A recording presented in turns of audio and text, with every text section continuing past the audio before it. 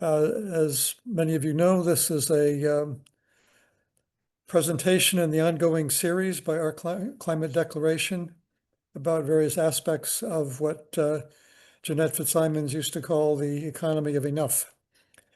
And this evening we have Melanie Nelson with us to discuss the Regulatory Standards Bill. And I'll ask Melanie to introduce herself in a moment, but I first just want to say that we'll have a bit of an interview with Melanie and between her and I, and then we'll open it up to participants to either make comments about the bill and or put questions to Melanie or the other participants. What we're hoping will come out of this session is that many of you will make submissions on this bill, and that this session will help you to formulate what the important issues and aspects are, and how to make a good submission. So that's part of what we hope to accomplish here.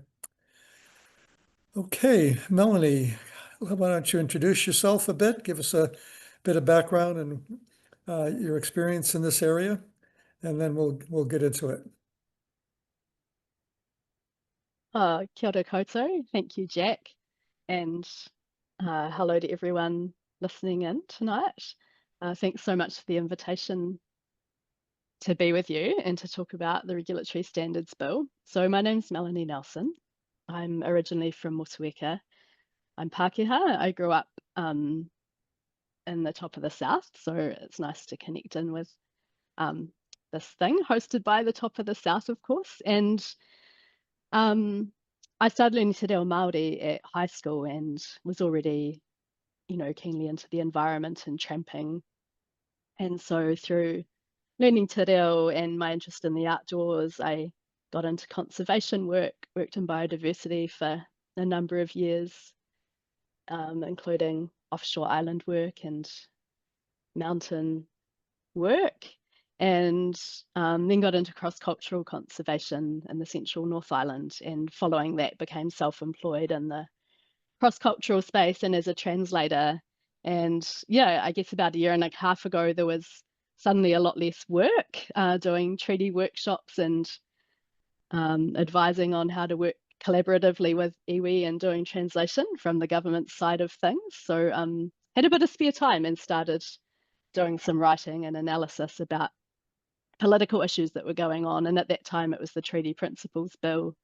Did some of the early writing on that, and that morphed into uncovering, I guess, the Regulatory Standards Bill towards the end of last year. And so spent quite a lot of time trying to understand that and bringing it to the public's awareness. So now I'm part-time, I guess, self-employed as a writer and podcaster on political issues, and with a particular focus on the Regulatory Standards Bill at the moment.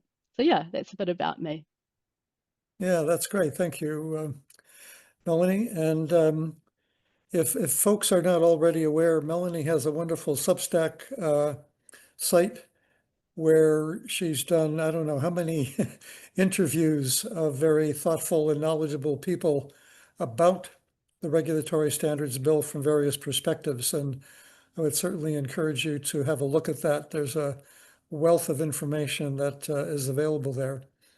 And of course, Melanie has it all in her head, so she can synthesize all the knowledge and wisdom from these speakers and summarize it for us. So Melanie, what's this bill all about? It's been called an everything bill on the one hand, that it affects just about every aspect of life, and that it actually has sort of constitutional significance in terms of how broad it is. And on the other hand, there's been criticisms about it that it leaves so much unsaid about how it would actually work, and these are seemingly contradictory aspects of it. But there's certainly been a lot of critiques of it in terms of the harm it can do in so many areas. So maybe you could give us a bit of an overview of what it's about, what it's said to be about by those that are promoting it, and what it's actually about, and how we we'll go from there in terms of whether it's good, bad, or indifferent. Yeah, thanks, Jack. I wish I had absorbed and could remember everything that all the amazing interviewees have told me about the Regulatory Standards Bill. But I need to listen to all the interviews a few times, I think, to really you know, remember it all, because yeah, there's just so much detail and so many different things and so many different angles that are just incredibly important about the implications. But overall, I think a good way to think about it is an attempt by the ACT Party to radically change the focus of government and our laws to align to their ideals and to be in alignment with their values. Experts such as economist Jeff Bertram and Greenpeace CEO Russell Norman, who I've both interviewed, have described it as an attempt to cripple government and prevent it from acting in the public interest. And that includes environmental interest or climate interest. It's also, it's been described by David Seymour as removing red tape, but in reality, it creates a huge amount of red tape as well. So you might call it pink tape that it's creating. It is about removing red tape and deregulating significantly, but it's also about putting pink tape in there that ties the government in knots and makes it really hard for it to do anything that's in the public interest. It would make it really difficult to pass legislation which looks after the environment or the public good or te tiriti, and would really massively slow down the lawmaking process with a whole lot of layers of, I guess, challenge for lawmakers to weave their way through. And it would create risks of judicial review of government's lawmaking process much more often and from big corporates whenever the government tried to legislate in the interest of the environment or the public good. It also creates a board and sets the expectation that corporations would be given compensation if they're limited by regulation. And all of those, we can go into those more later, but all of those combined have a really what's called a chilling effect on government. And so David Seymour has said it's about culture change over decades in a similar way to the Public Finance Act. And it really is, I think, looking to try and change how both government and us as a society and individuals think about responsible legislation and responsible government, and to try and shift what our values are. So it's being said it's about transparency and accountability and good lawmaking and responsible regulation, and how could anyone complain about that, really? But the question to ask there is, good for whom and good for what? And it's not good for the ordinary person, and it's not good for the environment. So yeah, there's a huge amount, obviously, to unpack in there. And it's been called the Everything Bill. That came up in an interview with Jonathan Boston I did in December, and I think it's a really great term for it. Yeah, I mean, it's supposed to be about good lawmaking and, making better regulations, but do we have a terrible system now? I mean, if anything, it Currently seems like not. the regulations aren't strong enough. But this bill seems to be wanting to weaken them. But how does our regulatory system compare, with other countries at this point? I mean, is it really a shambles and needs a lot of attention? Yeah, so it wants to weaken them because ACT is ideologically opposed to regulation and to government having much of a role in anything, and would like to see private property and corporations just flourish and be allowed to do whatever they want with pretty much no limitations. Currently, we have a really strong lawmaking process, and there's various layers to that, but it's one of the most important things is it's really non-partisan. So it does recognise property rights and individual rights, but it also, I'm talking about the legislation guidelines that the Legislation Design and Advisory Committee put out, and their submission on the RSB is well worth a read. It was released under the OIA a couple of weeks ago. And yeah, they've been a really highly regarded non-partisan group for many, many years now. And so their guidelines, as well as acknowledging private property and individual rights, they have things in there that should be taken into account by lawmakers, such as the environment and the public good and Te Tiriti and human rights and the Bill of Rights and our international obligations. And, the list goes on. So it's a really, it's a really clear message to affirm that Parliament's role is balancing those different interests rather than what the RSB is attempting to do, which is to prioritise a very specific subset of interests above all other interests. And yeah, we rank really highly in various rankings in the world about regulation and the quality of the regulatory system. So there doesn't really seem to be, any issue with that. Like, I'm sure there's things that can be improved, some old laws that could be tweaked, but nothing that requires, a new bill, according to any of the experts I've spoken to, and certainly nothing that demands an ideological imprint over all of our laws. Yeah, so my understanding is there's a cabinet manual and something called LDAC that identifies a broad range of rights and issues that need to be considered in any kind of lawmaking. And if I understand this bill correctly, is it true that those would kind of be pushed to the side and the issue of private property rights would be dominant in making legislation? Is So the LDAC manual was the one I just mentioned, and the cabinet manual is important there too.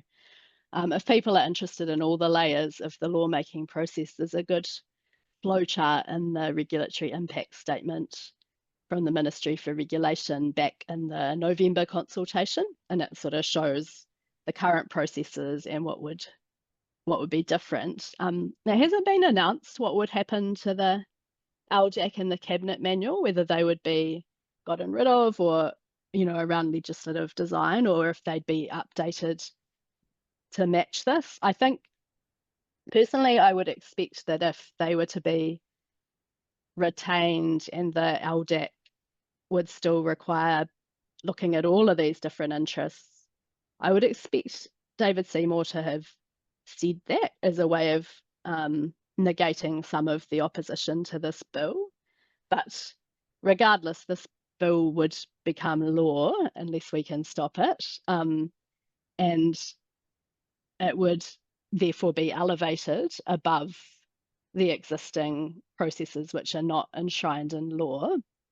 And there's a whole lot of layers as well, which we'll get into later, that give this a lot of strength and power and sway, both in the public mind and in government. So in theory, there's nothing to say that you can't consider those other things still in lawmaking, and presumably governments would need to, and some would really want to, but there's a whole lot of soft pressure and soft power that comes through all the layers of the processes that would make it politically and practically very difficult, and also quite legally risky for governments to be giving strong consideration to those other things.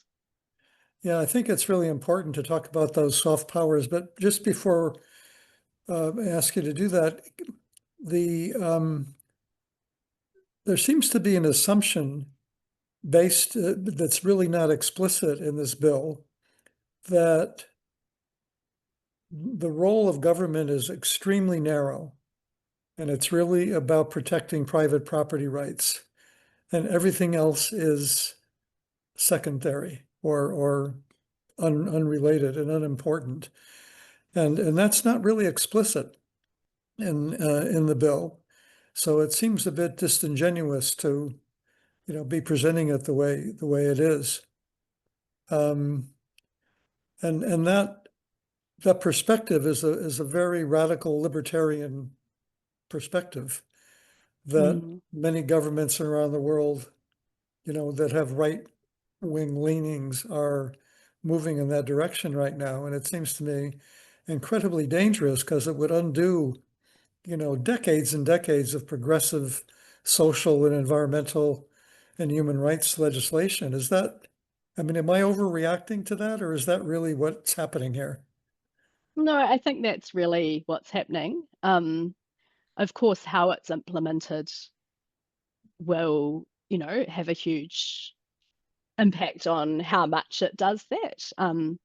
But I suspect, if we go and we'd have a year of it in force next year, it's coming into force on the 1st of January. So a lot of damage could be done in that time. And if we have a second term of this government with David Seymour Mm. still as Minister for Regulation, I think we would see a huge amount of what we take for granted totally turned upside down. An interesting point Jeff Bertram made when I interviewed him. He talked about, I think it was him or was it Bill Rosenberg, but one of them talked about Richard Epstein, who was the person who came up with the regulatory takings concept, which we'll get to soon, that's in this bill, that people or corporations should be compensated if regulation impinges or impairs their property Right. rights and profits. And Richard Epstein himself said that, if his doctrine, or whatever you would call it, was given effect, it would invalidate much of the 20th century's laws. And he thought that was a good thing. And Yeah. we probably don't think that's a good thing, because that's when there's been so much social and environmental progress. So it's quite sobering when you realize that even, the people who've come up with this plan see that as the outcome. Yeah, and it's that simplifying everything. It's a very simple-minded approach to government, that all they have to worry about is protecting private property rights. And of course, private property here doesn't mean you have to worry about somebody coming into your backyard and trespassing. It's largely about corporate properties and profit. And maybe you could speak to that a bit. Yeah, well, whenever you hear person or individual in New Zealand law, think corporation, because corporations are considered to be legal persons. And so, yeah, and as you say, the libertarian perspective is really that government's sole role really should be protecting private property and security. And they sort of, tip everything upside down, in my view, and have their own language where things like fundamental human rights means property rights. And property includes, for example, even intellectual property or income. Um, the rule of law is all about protecting property rights. Equality before the law is all about not having your property taken off you. So any of these phrases you hear, it just all comes back to property and trying to prevent government. And, with this bill, they're trying to prevent future governments from doing anything which restricts what people can do with their property. And, like you say, it's not your backyard, it's big developments or big mining or seabed mining or whatever it is, to just basically have a free for all. And if they can't have a free for all, they get compensated for not having a free for all. And Yeah. yeah, so it's a very different way of thinking. And I think that's a lot of the difficulty with this bill, is we're not that familiar with libertarianism, and we're a bit familiar with the term neoliberalism, but perhaps not taken to the extremes this is considering. And yeah, a lot of what we take for granted is at risk here, because we take it for granted and don't realize that not everyone believes in a government looking after the people of the Yeah. country. Yeah, it seems like the purpose of regulation is to balance, to prevent harm to people and the environment, essentially. And this bill totally turns that around and say, no, that's not what it's about. It's about property rights. And in that, it would seem that it really makes Parliament almost unnecessary. Like it just seems to weaken parliamentary authority to make laws to protect people and ensure that we have a cohesive and prosperous society for everyone. Yeah, and I think that it needs to be seen as intentional, not accidental. Um, and yeah, I think probably if David Seymour had his way, there'd be a very small number of ministers very focused on protecting private property rights and perhaps defence and police and things, and government not really doing any redistribution, not having public services, not regulating to look after the environment or workers. It's like we're all individuals, a Margaret Thatcher, there is no society kind of approach, and there is no collective good. And so, it's really a fundamental question about what kind of society we want to live in. And as you say, regulation is there to keep us safe and look after the environment. It's not this burdensome thing it's made out to be by the ACT Party. For sure, some regulation could be better and some is quite difficult to work through, and those things should be improved. But just massive deregulation is not the answer and is not actually going to benefit anyone. And I think a lot of people don't realize how much regulation actually does look after us and the environment. Mm-hmm. But Melanie, was the Ministry of Regulation created recently with the coalition government, or did that exist prior? No, it was created recently. It did exist like maybe about 15 years ago, a couple of times ago when they were trying to get this bill through as well, because this is the fourth time this bill has been attempted, and it was drafted in 2001 by the Business Roundtable, so it's got a long history. Yeah, and I understand that the Ministry of Regulation itself has critiqued the bill and suggested that it's unnecessary. Is that Yeah, correct? their regulatory impact statements are really worth a read. They were brave enough to say it's unnecessary, and the novel principles or unconventional kind of interpretations of some principles. And they were, I think, diplomatically very critical of it, I would say, and said there's a cheaper and better alternative than doing this legislation. But the minister ignored that and progressed, limited the options to doing this particular law. Mm-hmm. Now you were starting to speak about the soft power of the various features of the bill and how they could be used to disrupt and delay and dilute the whole process. Could you speak to that a bit more? Yeah, should we perhaps just look at the principles first, because they sort of set the scene, I think, for the various layers of process that come out of the bill. So the bill sets out a set of principles of responsible regulation, and people are probably guessing by now that they revolve around private and corporate property rights and individual liberties. I can go into these in a little bit more detail in a bit, perhaps. Or maybe I should do that now, because that then gives us some good context Sure. for what we head into. So the sets of principles, these are kinds of summaries. I'd encourage people to read the full detail in the law or the bill itself. So basically, liberty and autonomy, individuals and corporations should be free to act unless there's a clear justification to restrict them. Property rights, that regulation should not take or impair property rights without consent or compensation. So these are all shoulds, and this is what it's saying what good laws should do. So the RSB itself doesn't create this right directly, but it's saying that good laws should. Fair compensation should be paid if regulation does restrict property rights, and that includes things like lost profits or business opportunities.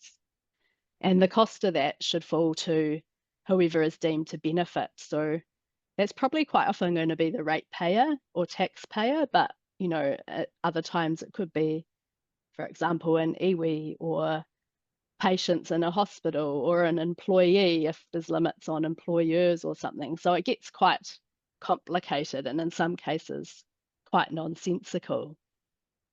It treats regulation as a burden and says that it should impose the least restriction necessary to achieve its objective. There's a real focus on cost-benefit analysis, that the benefits should outweigh the costs based on quantifiable analysis, which of course brings up issues for the many things like health and clean water and the environment and climate and safety and those sorts of things, which are really hard to quantify. And ironically, that wasn't actually done for the RSB. There's a section of principles on the rule of law, and I think it's important for people to be aware that while these sound kind of normal, it's actually a really stripped down selection of aspects of the rule of law, missing out ones like equity and Indigenous rights and collective responsibility and access to justice. It's got the sort of libertarian subset. So one of the key ones under here is that equality before the law, which will sound familiar from the Treaty Principles Bill. So as we've come to know, that's not about real equality or fairness. It's about blanket treatment for everyone and assimilation. And there's principles also about transparency and accountability, and I would say also pressure, because the lawmakers need to justify regulation through reasoned analysis and public reporting. And there's also some principles on taxes and levies, and yeah, sort of an angle to try and limit, and that whoever's paying should have the direct benefit. So that starts to make it look a bit difficult to do redistributive taxation and graduated taxation, and to fund public services from higher income earners and the sorts of things which, you know, we assume are helpful for a functioning society where everyone can participate well. So that's sort of an overview of the principles. The corporate takings, regulatory takings one is really important, and people have probably seen a bit about this.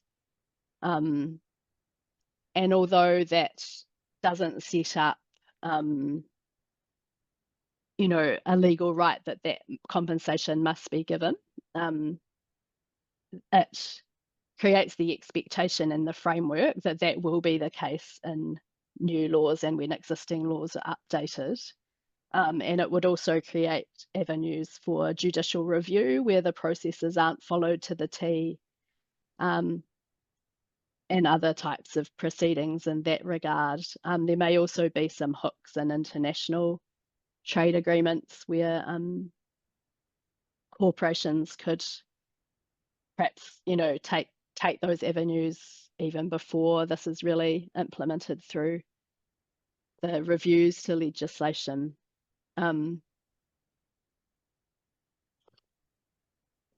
Yeah, so that's the principles.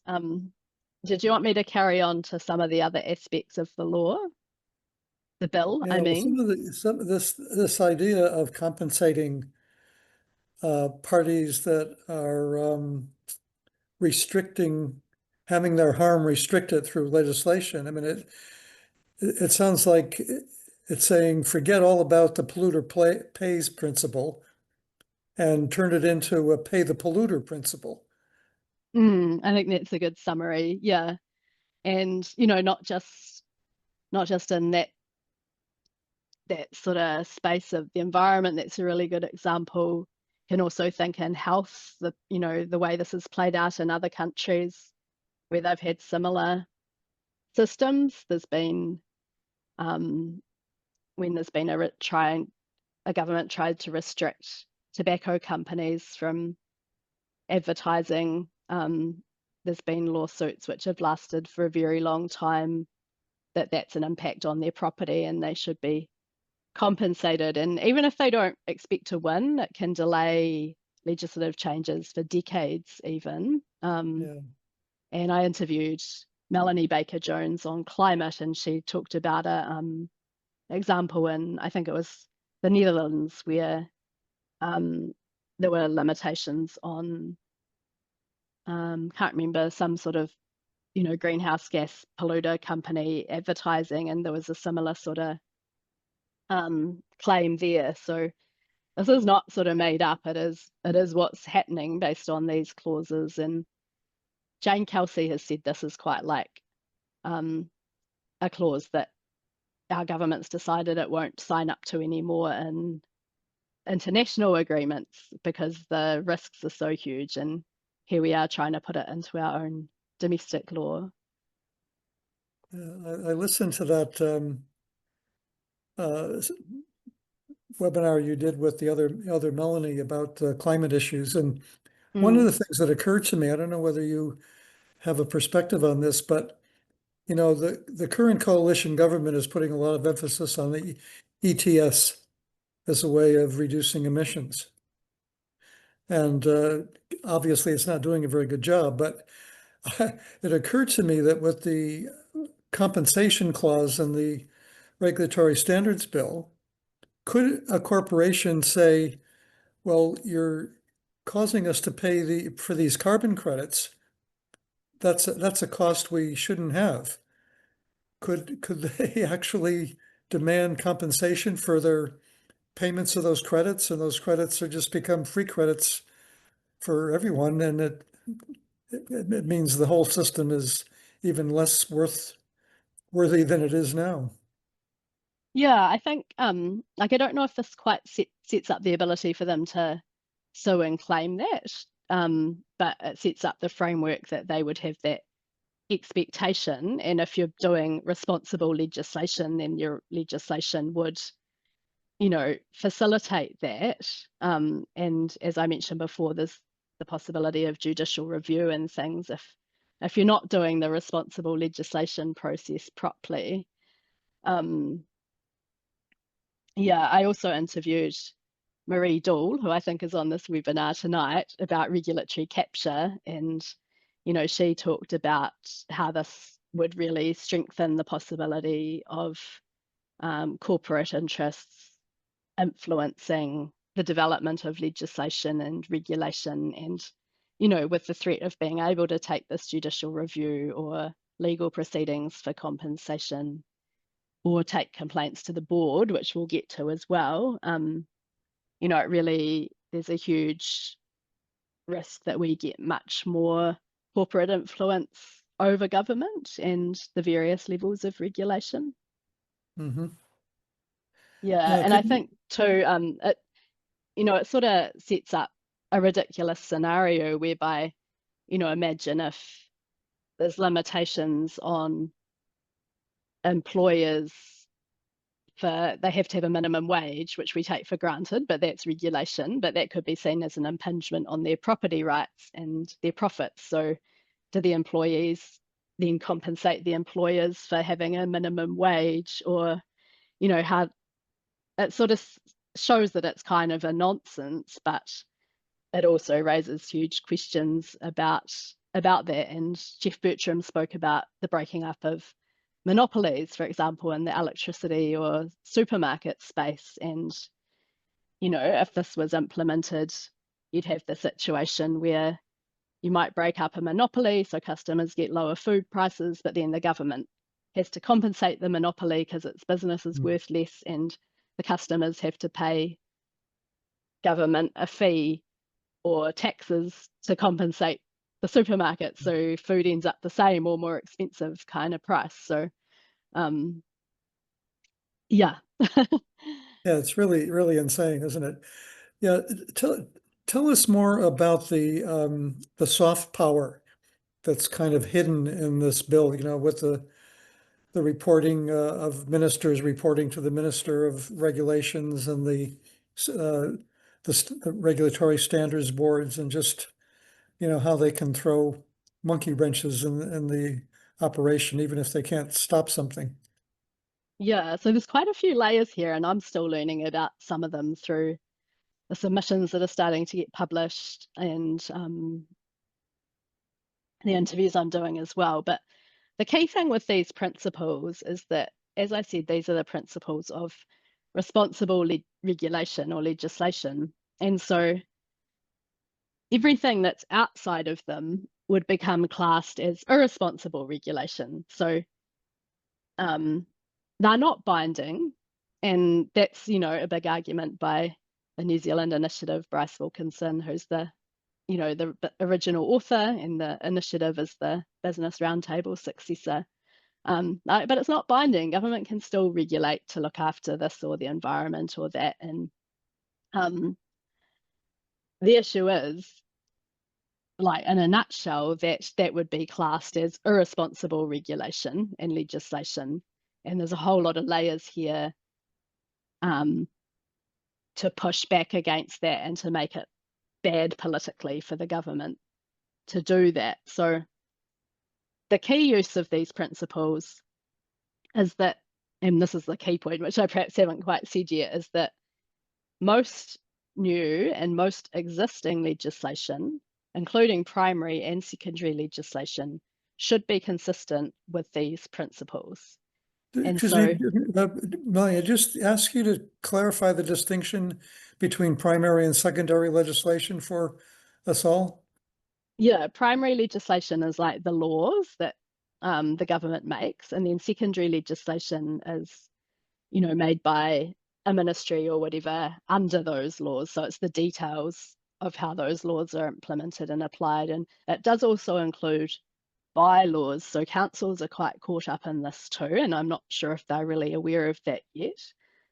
And so this is like a wholesale rewrite of almost all of our laws and regulations to be consistent with David Seymour and ACT Party principles. And so you can see why it's called the Everything Bill, because it really would affect everything. And you don't have to think too hard to think of laws or regulations that would be inconsistent with one or more of these principles. And so the soft power in here, there's a few layers. There's a requirement for consistency assessments of legislation by the government.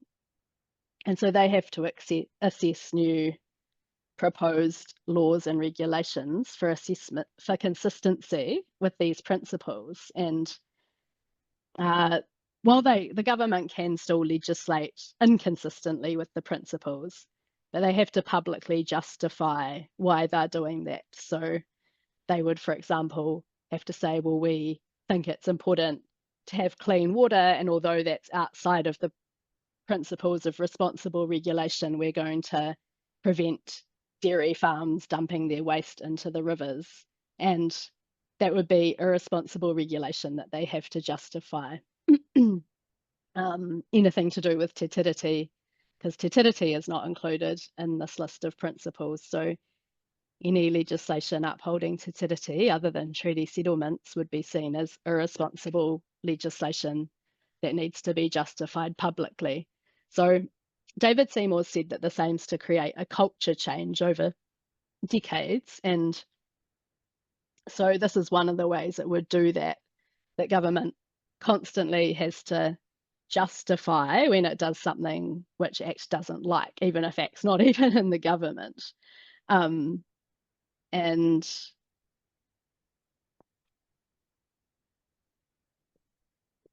so also there's, as we mentioned, the pink tape that's being put in place. So this is going to absorb huge amounts of time from government and councils to do these consistency assessments. And you can see it getting to the point where they'll be like, oh, let's just not bother. We don't have time to do that. Or they'll be spending all their time doing these assessments and not actually doing the business. So that's one of the layers of soft power. Another is the Regulatory Standards Board, which will be created by the bill. And this is a board appointed by David Seymour, or the Minister for Regulation, and accountable to David Seymour. And he said that it will consist of regulatory economists.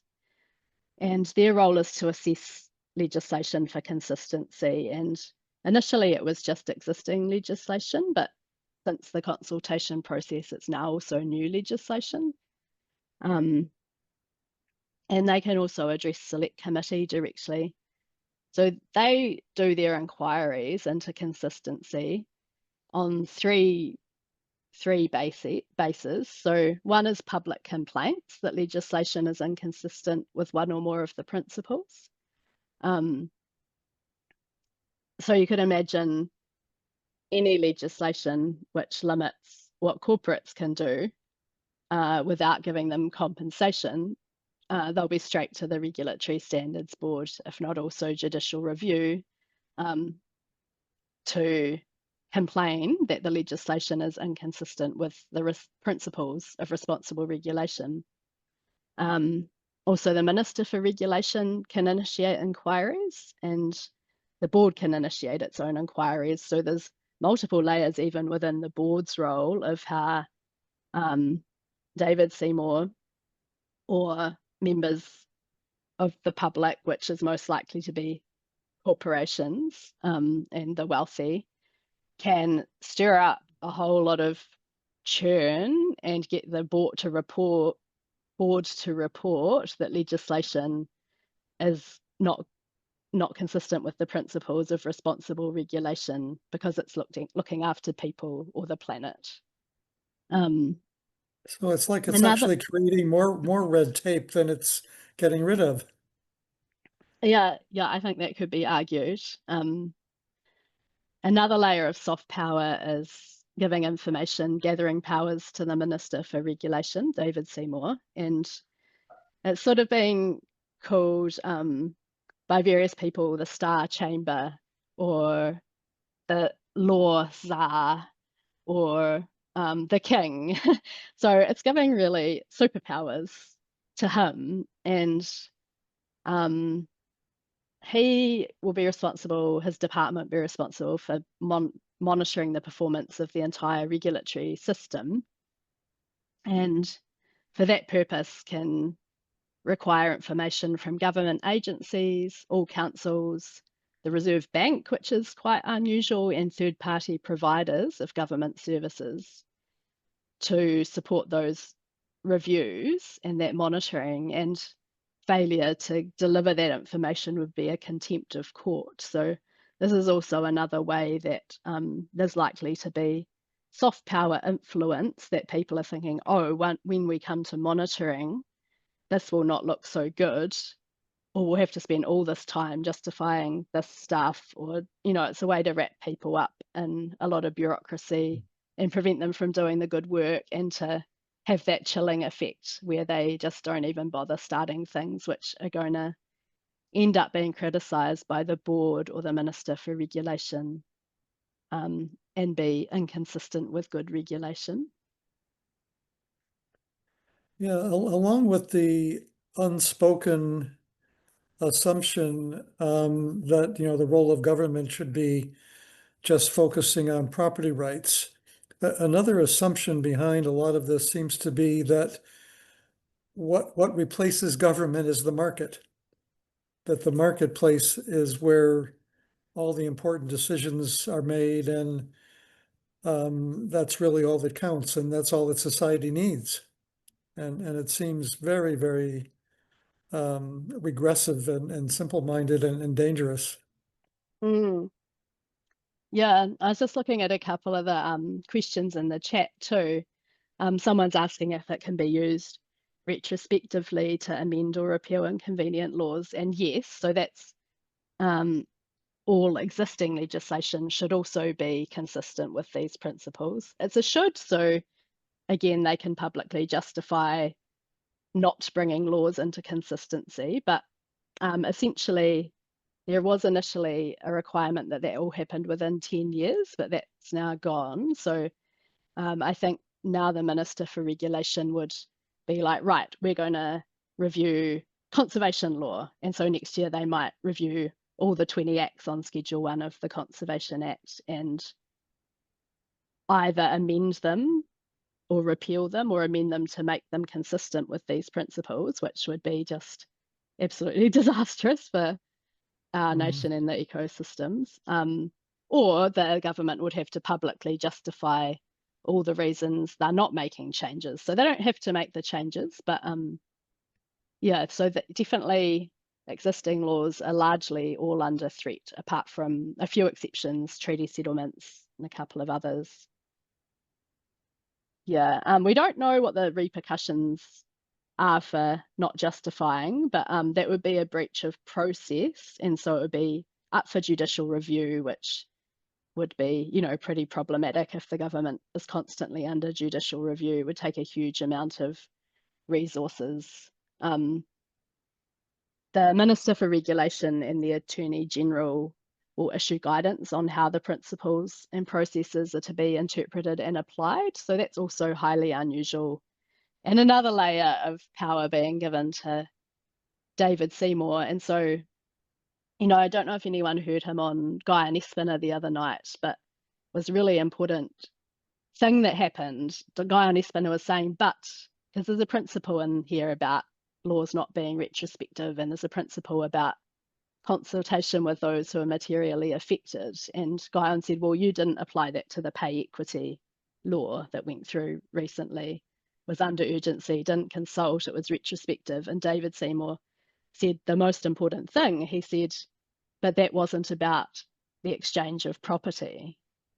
So it doesn't matter. And so I think what we need to hear here is that the aspects of these principles that sound kind of good, they're not for you and me. They're not for, you know, the people in those wage jobs that need that pay equity to pay their bills. It's for, you know, the corporates and the property interests, and it's when there's an exchange of property. So yeah, I think that's quite important to be aware. And I don't think that the interviewer didn't quite pick up on the importance of that for how we understand how David Seymour intends, and he will have the right to and tell us how to interpret and apply these principles. Yeah. Now, we know that this bill has been rejected, what, 3 times before?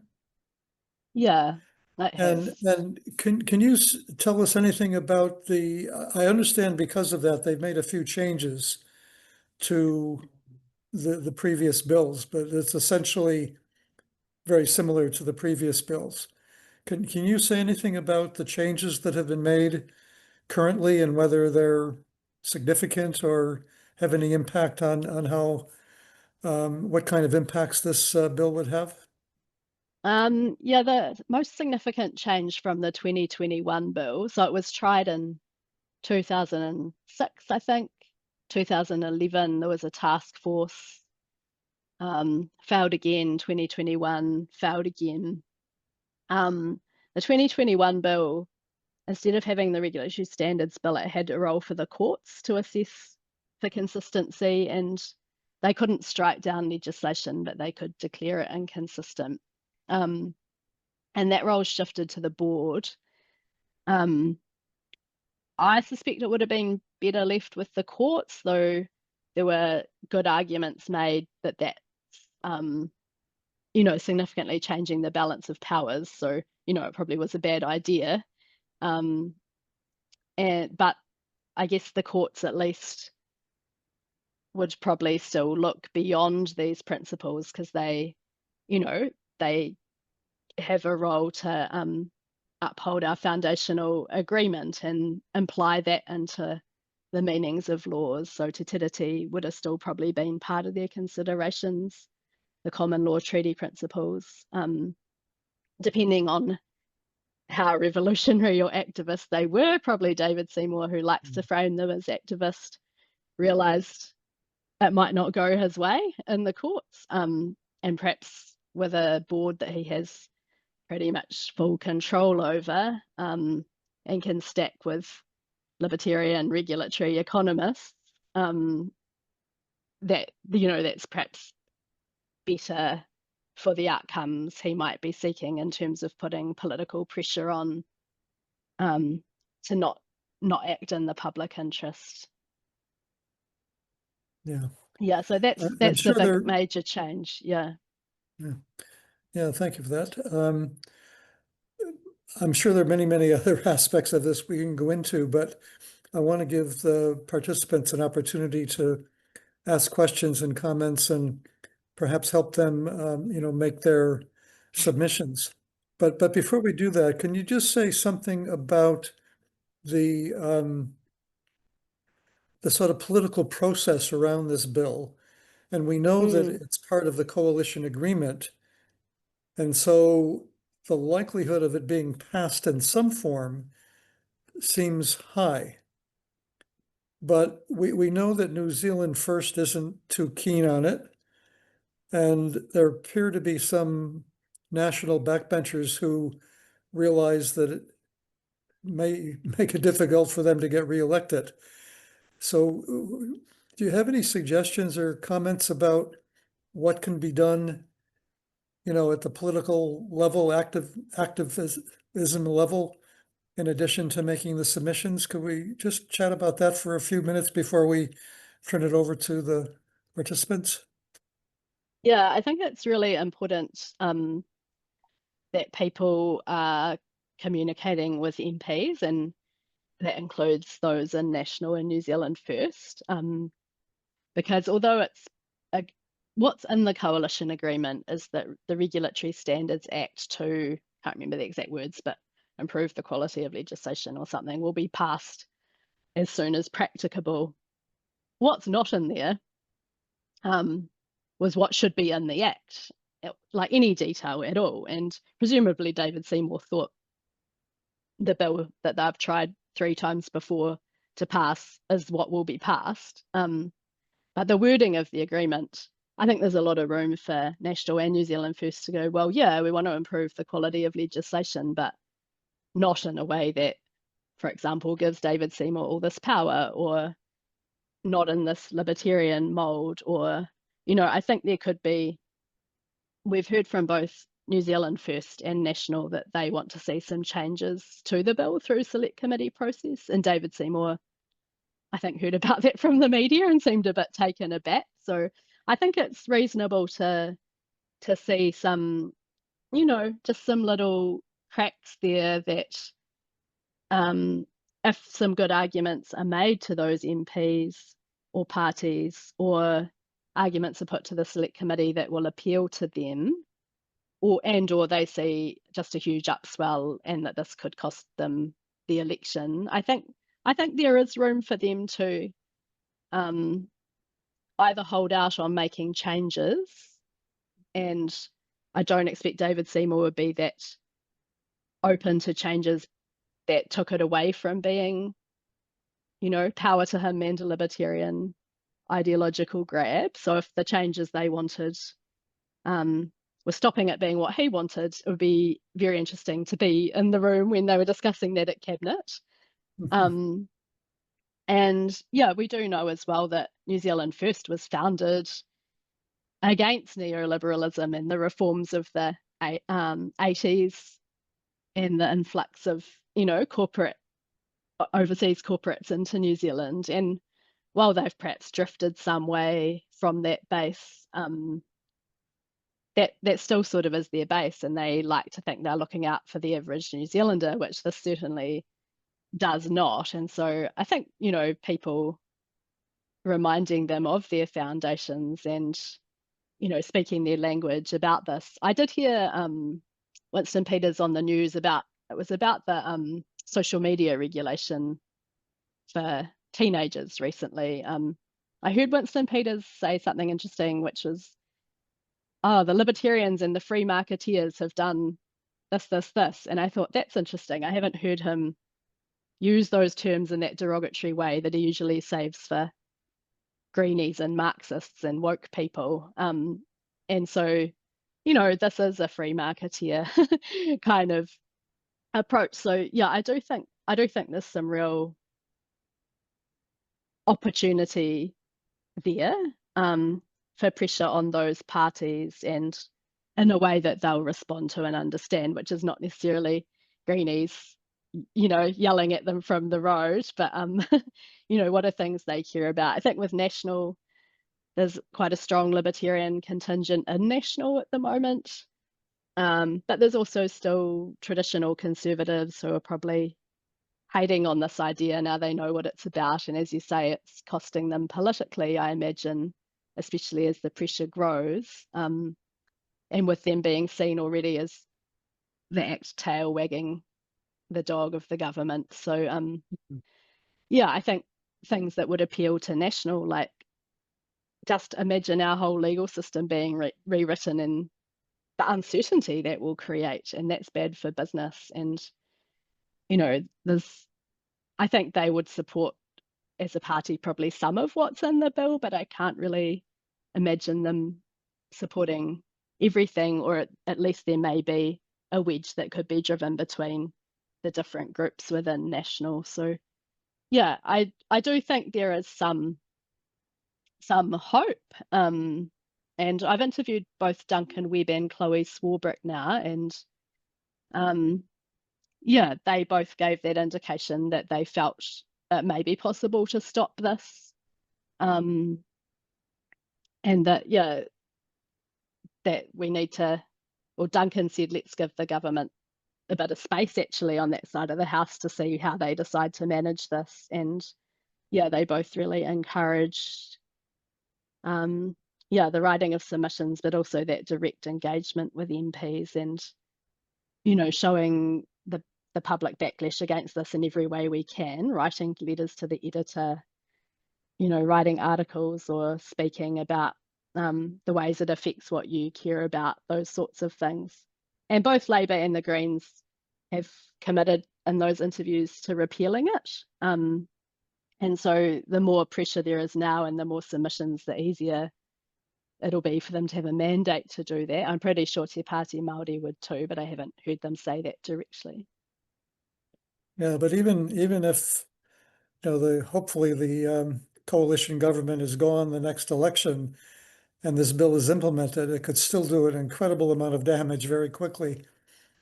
And so it's really important, I think, that we try to stop it first of all, but barring that, attempt to remove its most damaging features. Yeah. The last thing I'd just say before we move on to the other questions is I've worked with Ryan Ward and some other people to develop a sector-specific RSB tool. I'll just send the link in the chat. And this is a huge document, but you can just click on the heading you want to go to your sector or area of interest, and it's reflective questions about how the RS bill and these principles might affect that sector or what you care about. And so I'd really encourage people to get together in groups or with friends or pull it out at work. And I know a lot of organisations are already using it to really just expand our awareness of what the RSB might impact. And I think at the moment, the campaign around it being, sidelining to Tiriti and being a repeat treaty principles bill is amazingly strong and getting really good breakthrough, when we risk that if the other voices don't strengthen around this, the environment, climate, workers' rights, internet regulation, someone mentioned just before, everything, that it gets back framed by ACT as a treaty issue, and the political pressure won't be as strong on National and New Zealand First because they're not so likely to care about the treaty aspects.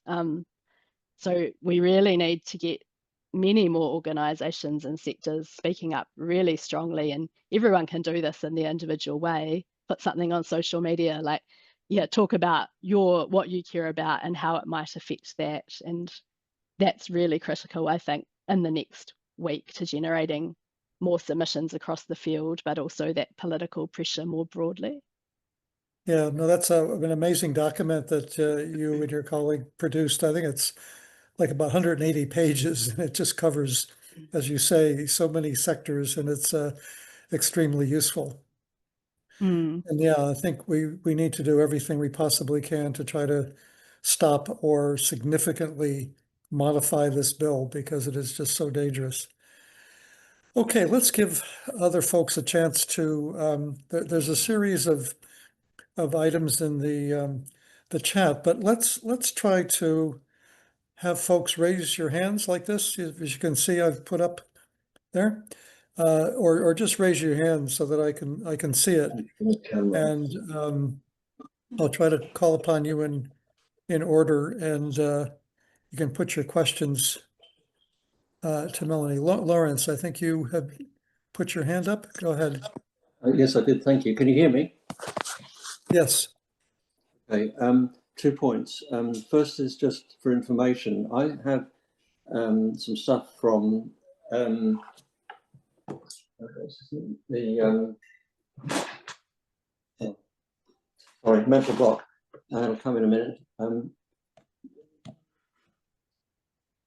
But the other point, Lawrence, excuse me, can you speak a little closer to your mic?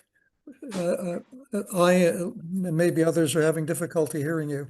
Yeah. I've got some information from former Prime Minister, but who's also doing a big submission on this, and which is I can make available. But the question was, can we argue that this this bill is that the government doesn't have a mandate for it? ACT clearly has a mandate, but ACT is only 8%. Can we argue in our submissions that the government as a whole does not have a mandate?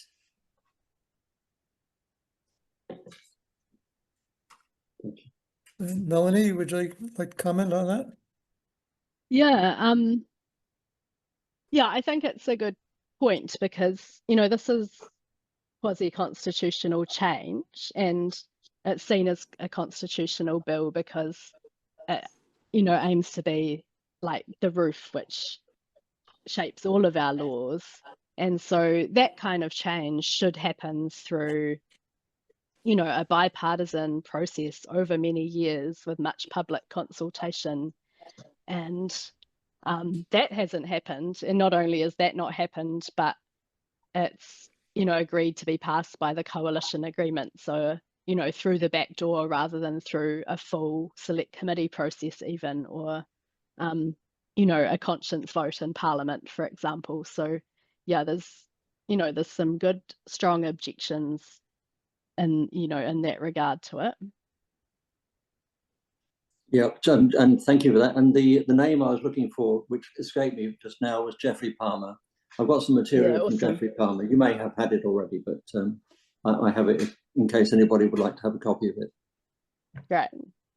Yeah, Geoffrey Palmer has also encouraged everyone to do a handwritten letter to an MP to encourage them to reject or significantly change the bill.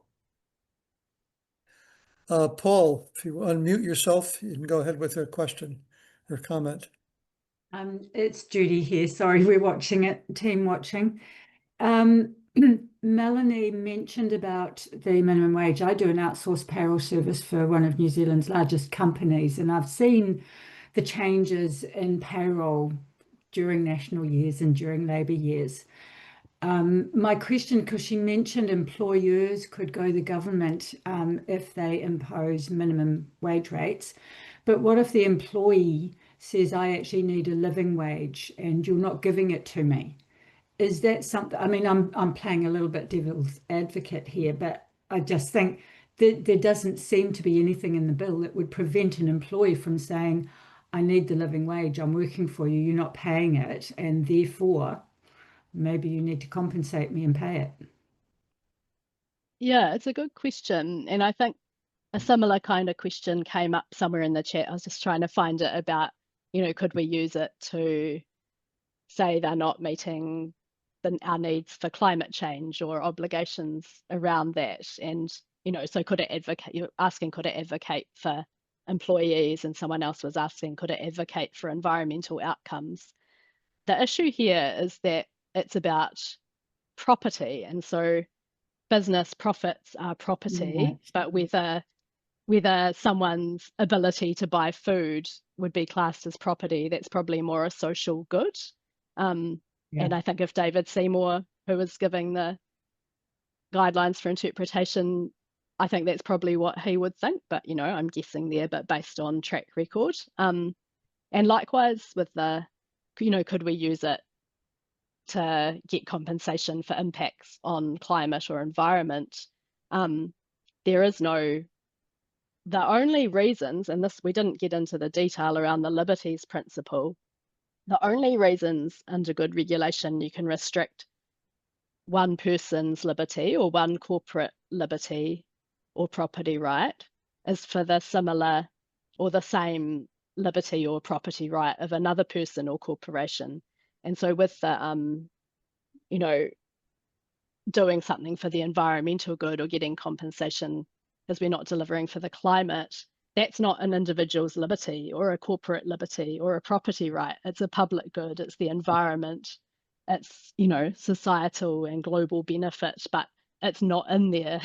So that is not something, that's not a reason to legitimately impinge on a company's profits so that an employee can have health and well-being, or so that the environment and climate can survive and sustain us. Those are not in there as reasons. So that sort of gets into the fundamentally flawed nature of the principles, which, I'm sure there are a few ways it could be used to benefit things that, ordinary people tend to care about.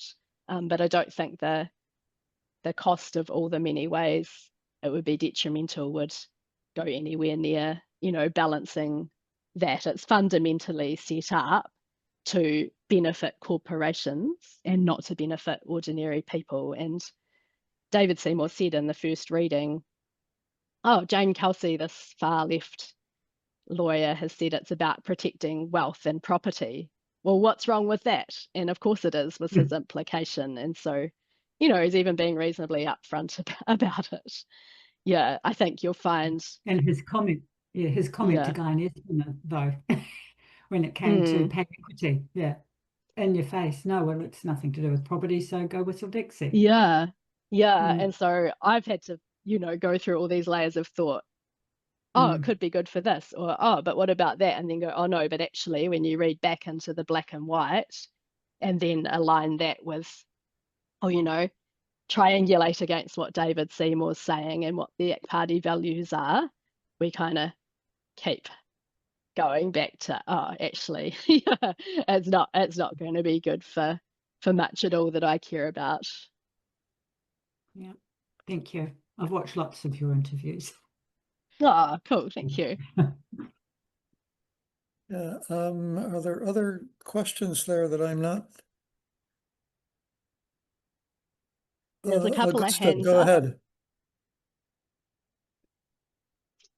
Unmute yourself, Augusta. Sorry about that. I didn't quite hear that you were calling on me. Sorry, Yes, I've go asked a ahead. couple of times in the chat. And forgive me if you don't want to answer, just move on. But with the fast track bill, we put a lot of effort into getting political parties to commit openly and in advance of the passing of the bill into law to repeal the act should they get through. Is that something that is worth putting effort into this time, in the sense of it being a viable thing, or is it likely to see these future governments opened up to the potential for financial liabilities if they were to repeal the act? Kia ora. Yeah, good question. Sorry, I missed that one in the chat. I've missed most of them actually. Trying to pay attention to actually remembering to talk. Yeah, so I think definitely, that's why I've asked both Chloe and Duncan Webb that question, because I think it needs to be more public that they would repeal it. And I hadn't actually heard the Greens say that, although they say lots about how they hate it. Chris Hipkins did say it in the House, but then there was an article that quoted Duncan Webb sounding less certain. So I clarified with him that Labor was still committed to repealing it, and they are. But I think the more times you can get them to say it, and the more publicly and the more that can get in the media, the better. So I'd really encourage you to pursue that. And yeah, I don't know, like, it's a bit beyond my skill level to know if there could be, you know, some compensation or risks payable if when it is repealed. I don't know the answer to that, but the advice I've had is it could be repealed. There may be some hooks and international obligations that might make some things a bit complicated, but they seem pretty, you know, the Labor and the Greens seem pretty adamant they could repeal it and they would repeal it. So yeah, I think the more that can be publicly committed to, the better, and the more it can actually get in the media, because we're not getting media coverage of the opposition parties much on this, and I think we really need to be hearing them more. Yeah. So one of the reasons why I asked that is because one of the main rationale for doing it before anything's passed, of course, is protection from the ISDS processes, the suing in the international courts. And I know that in the conversations we'd had with them, with the fast track stuff, that was one of the things they were really concerned about, was exposing themselves to those potential prosecutions. Hence why it was so important to do it before it went much further down the track. But so thank you very much for that. Yeah, so I think that's what I was thinking of here too, like a similar sort of thing. So I think it's worth thinking about. If we can stop it passing, that'd be so much better than having to deal with repealing it. But good to keep that there too. I saw someone asked about whether wages are a property right. That's a good question. Pure libertarians say they are not the right to get a wage, but the money you earn is a property right. And so, you know, for real pure libertarians, any taxation without your permission is theft and taking of your property right. And so, that will be an interesting one, because I don't quite know where they're going to land with the interpretation of that one, but certainly there seems to be a leaning towards limiting redistribution and making taxing for public goods more difficult. But having a good wage is not a property right, and even minimum wage is something we only have due to regulation. So, and Richard Epstein, who's the person who came up with this whole takings concept, he would say there shouldn't be minimum wages or any sorts of protections, and if we can get rid of them, well, good. Okay, good. David, go ahead. Just the point being that you can flip that over and say a wage is a property right, and therefore if you're being underpaid by whatever means, by regulatory means or by interference or by some favoritism being given to a corporate, you have your property right infringed. It's a bizarre argument, I think.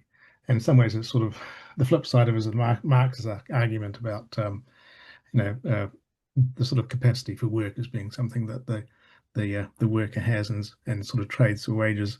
But it's a strange argument. Yeah, I don't think it would quite follow through. It wouldn't run with that anyway.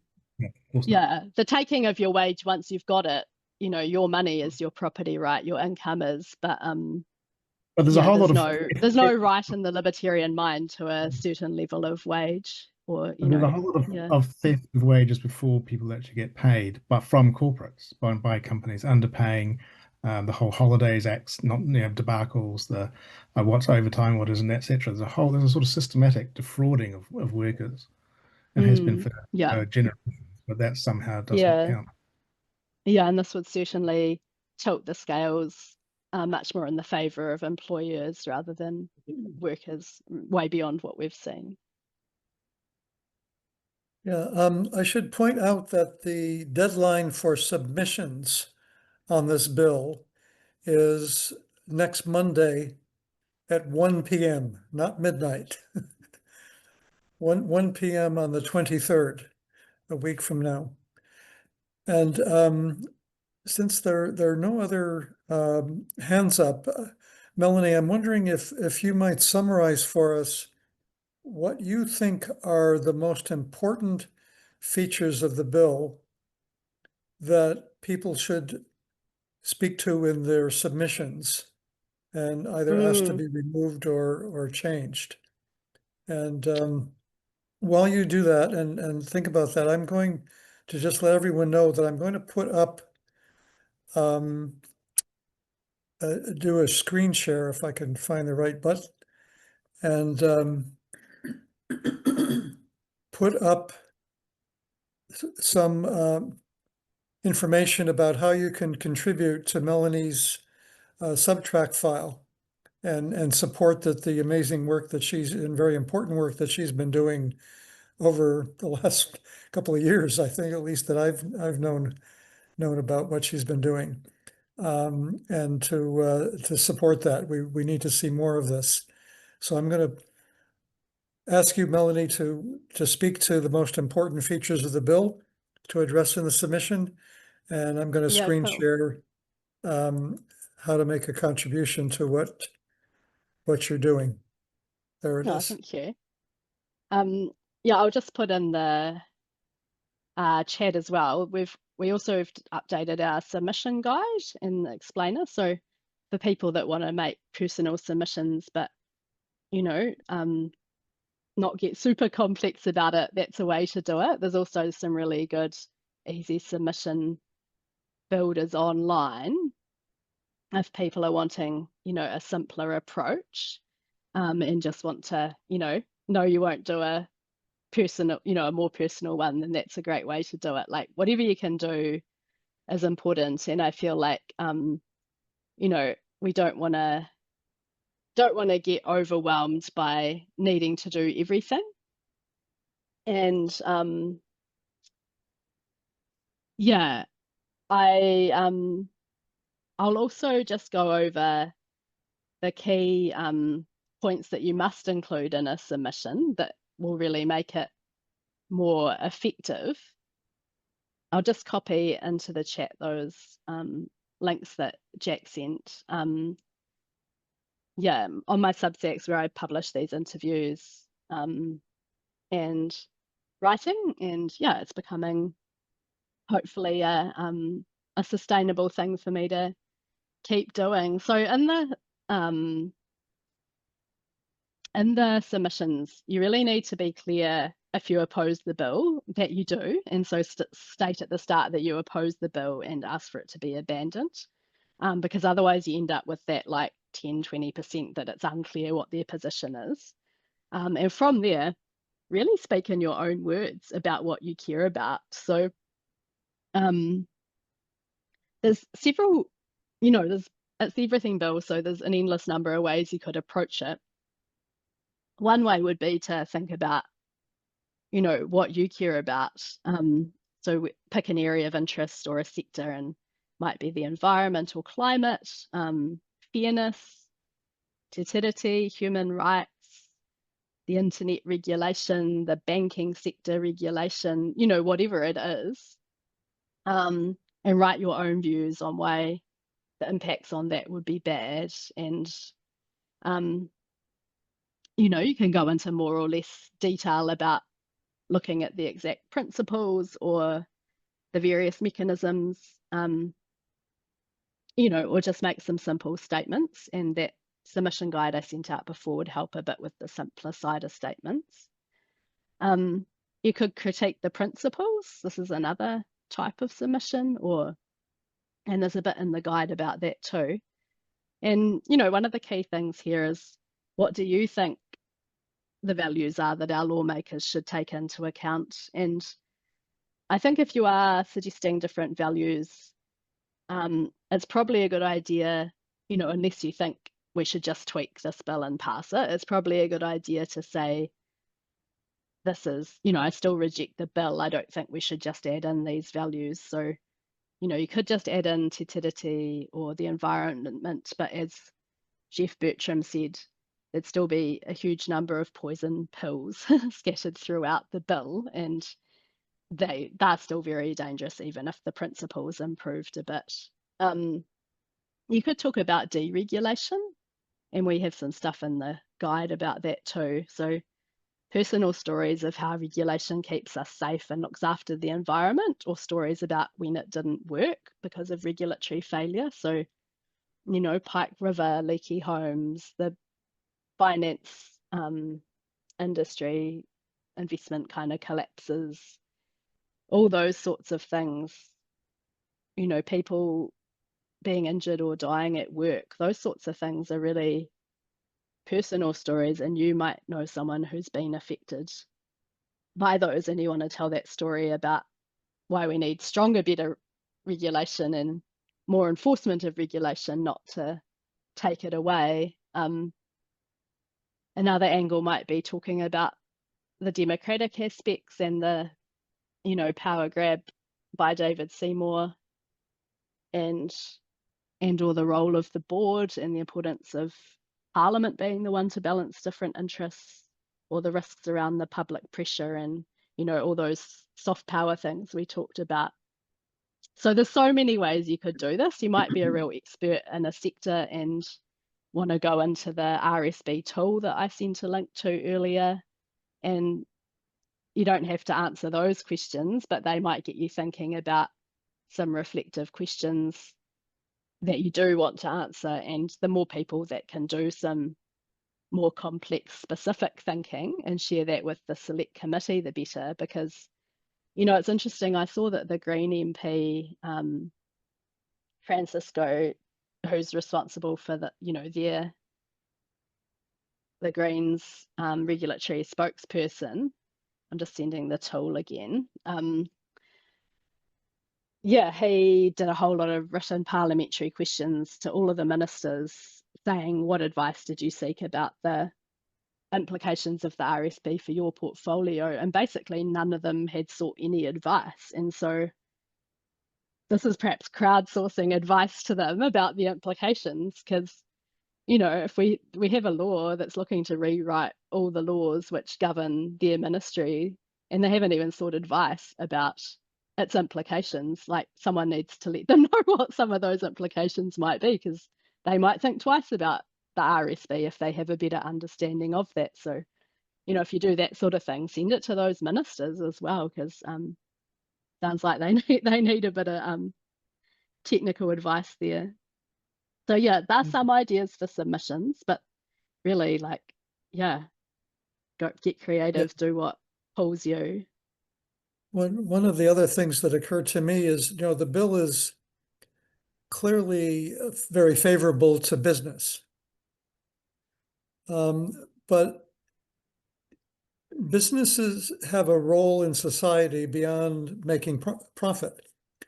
You know, they have to contribute to society like any other group does. And that's if you believe that there's a common good and that society actually exists, as opposed to Margaret Thatcher and David Seymour. But, you know, one of the easiest ways for businesses to increase their profit is to externalize costs, social cost or environmental costs. But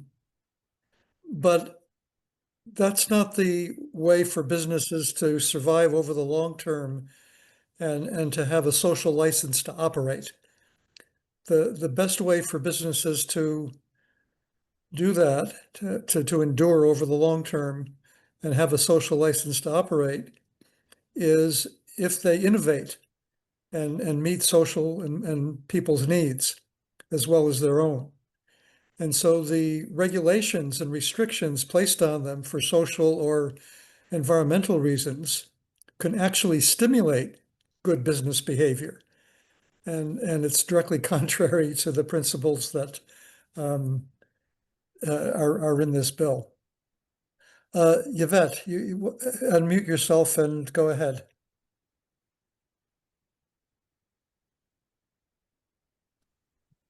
Hi. I'm just, oh wait, maybe I'll put my video, sorry.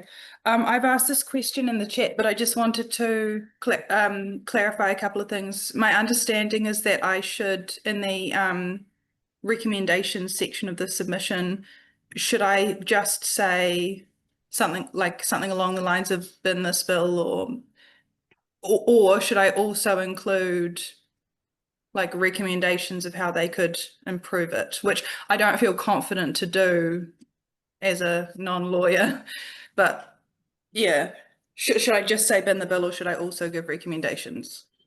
Yeah, good question. I think whatever feels right to you. Yeah, you could, like, I think you could frame it if you don't want to be like, oh, they might just go, oh, just change these things, she says. You could say, if it is to proceed, then I recommend these key changes, but make it clear you'd prefer it to be binned. Or if you think it could be fine with some changes, you know, you could just recommend changes, but that generally isn't the perspective of most of the most of the experts I've heard. There were some good suggestions in my interview with Jeff Bertram and one or two of the others, and I'll try and pull them out over the next day or two and, you know, note them down in a Substack so that if people do want to recommend those changes, they could. Like, they were ones that I hadn't thought of and were really, really quite good to suggest. Because yeah, there is a risk that it does proceed anyway, and if we haven't recommended any changes, then, you know, some of the changes they may be like, oh yeah, that would actually be a good change. So you know, it could get a little bit less bad through recommendations. But also the overwhelming, you know, perspective seems to be just get rid of it. It would still be a terrible law, even if a huge amount of it was changed, and we just don't even need the law. It's going to,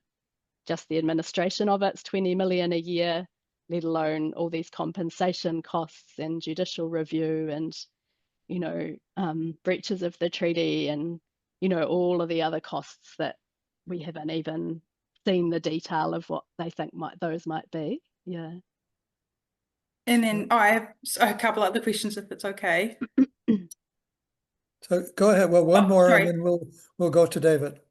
Yeah. Oh, sorry. And then the other thing, yeah, again, this might seem like a silly or funny question, which I also asked in the chat, but I heard that it could be good to write your submission in Te Reo so that it can't be, yeah, like, and would writing it by hand and sending it in or taking it in, because I live in Wellington, would that sort of achieve the same goal of slowing down the process and making sure a human actually interacts with it?